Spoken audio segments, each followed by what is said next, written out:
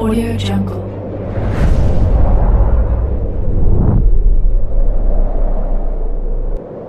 Yo, balik lagi bersama Mimin di Manhua TV.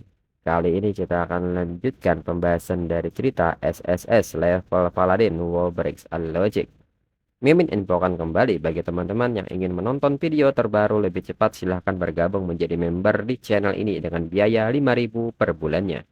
Jika tidak, teman-teman bisa bersabar lebih dulu selama 2-3 hari untuk menonton video tersebut. Tanpa berlama-lama, yuk kita masuk ke disclaimer dulu.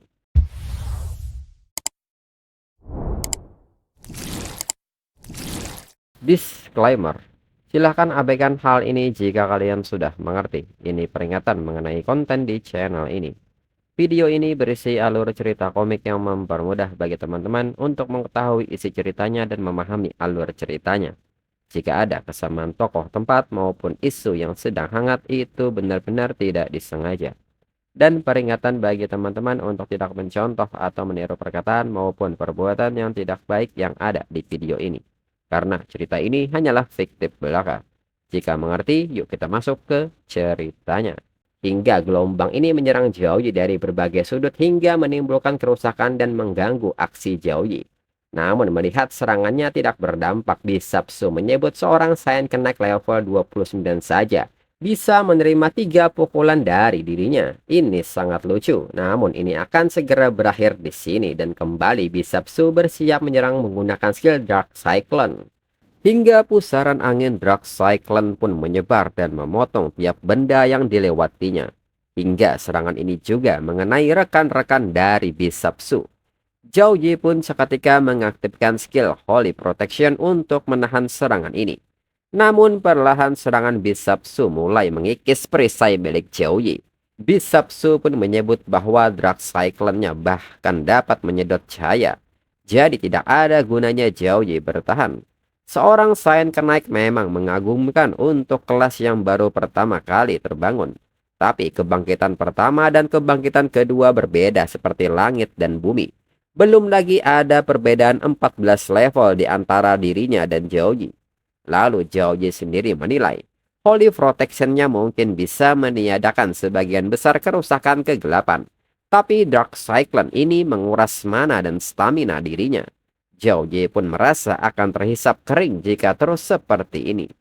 Kemudian Bisapsu pun bertanya berapa lama cahaya lilin Zhao Yi dapat bertahan melawan kekuatan absolut. Zhao Yi pun menekankan bahwa cahayanya cukup untuk menghancurkan tipu daya Bisapsu. Kembali Zhao Yi menilai bahwa pertarungan ini tidak layak jika dibandingkan dengan mana dan staminanya. Zhao Yi pun perlu mengakhiri ini dengan cepat. Lalu Bisapsu pun berpikir, kemurnian cahaya suci jauh melampaui Saiyan Kenaik biasa. Bisapsu pun bertanya-tanya apakah Zhao Yi adalah senjata rahasia dari istana. Namun jika dilihat dari levelnya itu terlalu rendah. Namun siapapun Zhao Yi, dia tidak akan bisa keluar dari sini hidup-hidup.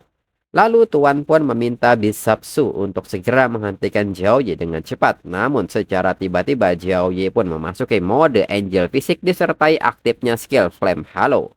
Dan seketika melepaskan ledakan cahaya yang menghancurkan skill Dark Cyclone milik Bisapsu. Bisapsu pun kaget dengan hal ini. Skill miliknya ini mengandung unsur kekacauan, bahkan dapat menghabiskan serangan dari kelas level 50. Bisapsu pun bertanya-tanya bagaimana bisa dihancurkan dengan mudah.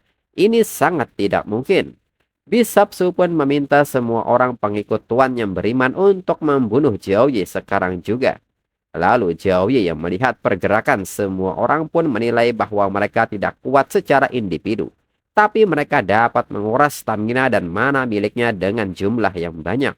Dan seketika Zhao Yi mulai menerima serangan dari mereka berupa Chain of Darkness, Fine Chain, hingga serangan sihir Flame Blast, serta Water Jail. Namun dengan cepat Zhao Yi menghancurkan semua serangan tersebut. Zhao Yi yang memperhatikan sekitarnya menilai terlalu banyak orang tak dikenal. Dia harus membersihkan area ini. Hingga serangan bertubi-tubi pun kini kembali dilepaskan. Dengan cepat Zhao Yi melepaskan Twin Shield level 11. Dan setelahnya Zhao Yi melepaskan Holy Storm hingga mengalahkan semua orang yang ada di area tersebut. Dan Bisapsu pun seketika mengambil jarak untuk menghindari serangan ini. Dan setelahnya Bisapsu kembali maju dengan menggunakan skill Shadow Slash. Zhao Yi pun seketika merespon serangan ini dan melepaskan ledakan cahaya hingga membuat Bisapsu terlempar sangat keras membentur dinding bangunan. Tuan yang melihat hal ini menyebut Bisapsu tidak berguna. Bisapsu bahkan tidak bisa mengalahkan seorang Saint kenaik level 29. Bishop Feng pun bertanya bagaimana mereka melawan monster seperti Zhao Yi. Lalu Zhao Yi sendiri menilai semua ini berkat semua bab dan angel fisiknya. Kekuatannya mendekati level 40 meskipun dirinya baru level 29. Ditambah keunggulan alami cahaya suci melawan kejahatan serta kegelapan. Dengan inilah dirinya bisa mengalahkannya. Tuan pun kembali menyebut ini tidak berguna. Begitu ritual selesai mereka semua akan membayarnya.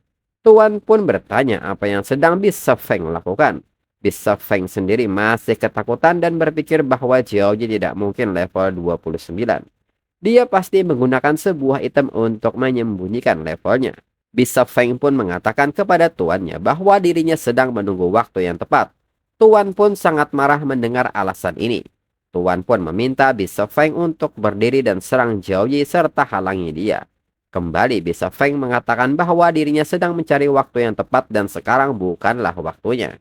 Zhao Yi yang maju pun tanpa basa-basi seketika menusuk Tuan. Namun Tuan sudah lebih dulu mencengkram Bishop Feng dan membuatnya menjadi perisainya. Bishop Feng pun bertanya mengapa tuannya melakukan ini.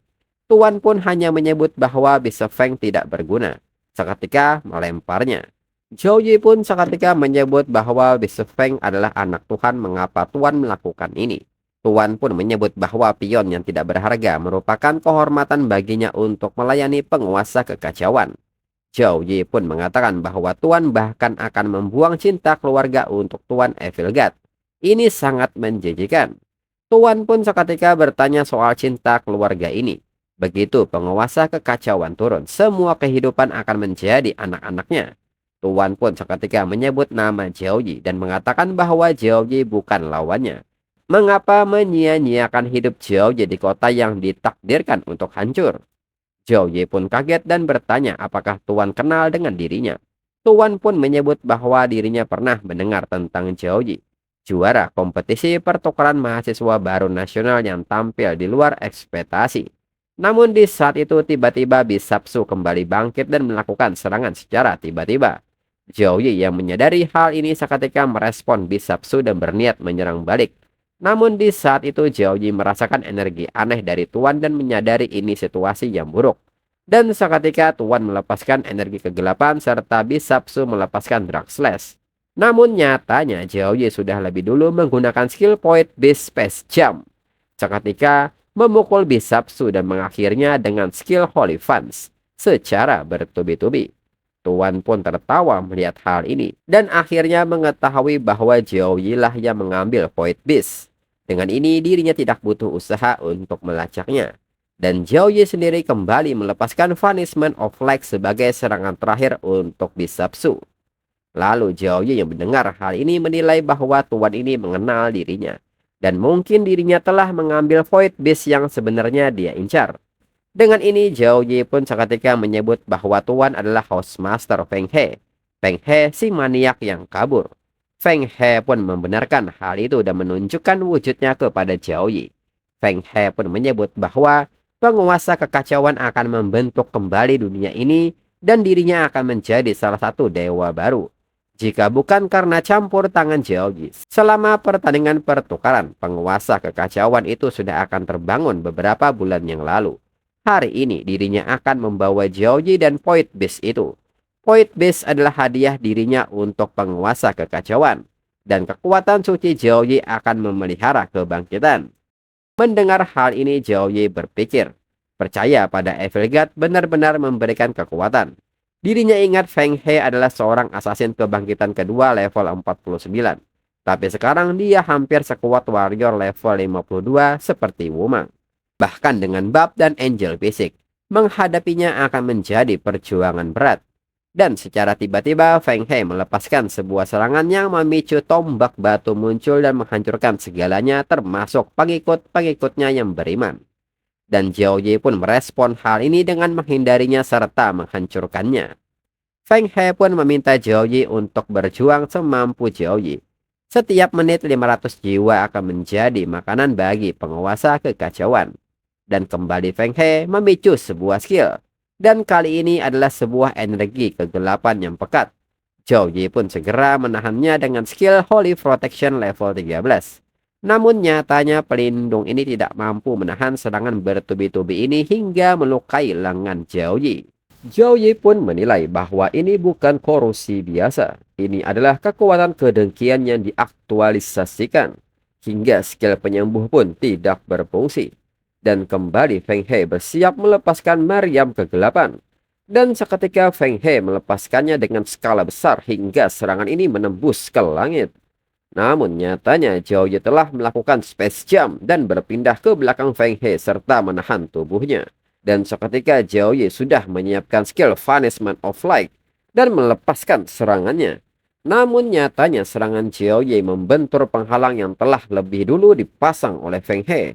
Feng He pun bertanya apakah Jiao Yi ingin membatasi pergerakan dirinya dan melepaskan serangan yang mematikan dengan hukuman cahaya. Ini hanyalah taktik standar. Tapi Jiao Yi lupa bahwa dirinya dulu adalah seorang master akademi perang. Dan seketika Feng He mengaktifkan skill Abyssal Chain yang langsung mengikat Jiao Yi.